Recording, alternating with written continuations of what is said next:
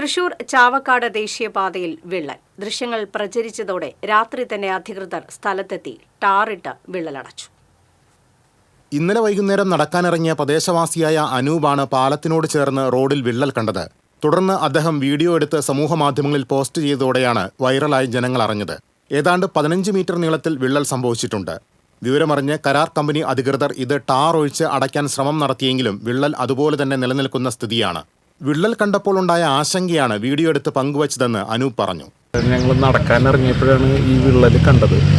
അപ്പോൾ ആ വിള്ളൽ കണ്ട ഉടനെ നമുക്ക് ന്യൂസിൽ ഇത് പല സ്ഥലത്തും ഇങ്ങനെ സംഭവിക്കുന്നുണ്ടെന്ന് കണ്ടുകൊണ്ട് നമ്മൾ ഉടനെ തന്നെ അത് വീഡിയോ എടുത്ത് അധികൃതരുടെ ശ്രദ്ധയ്ക്ക് അതിൻ്റെ നമ്പറും ഒക്കെ എവിടെയാണ് വരുന്നത് എന്നുള്ളത് പറഞ്ഞിട്ട് വീഡിയോ ഇട്ടിട്ടുണ്ടായിട്ട് അത് കഴിഞ്ഞിട്ട് നമ്മൾ കണ്ടത് അവർ ഇമ്മീഡിയറ്റ് ആയിട്ട് വന്നിട്ട് അതിൻ്റെ മുകളിൽ കുറച്ച് പാറപ്പൊടി ഇട്ടിട്ട് ക്ലോസ് ചെയ്യുന്നതാണ്.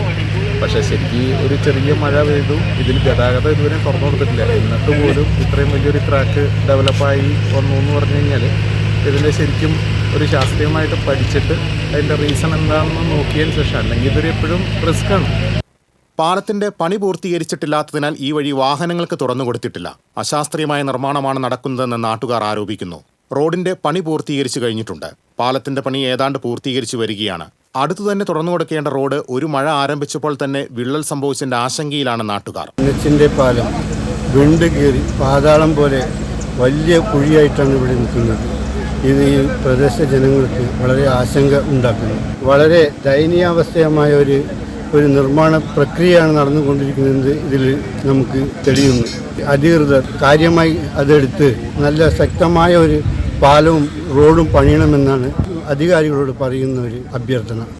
TCV ചാവക്കാട്.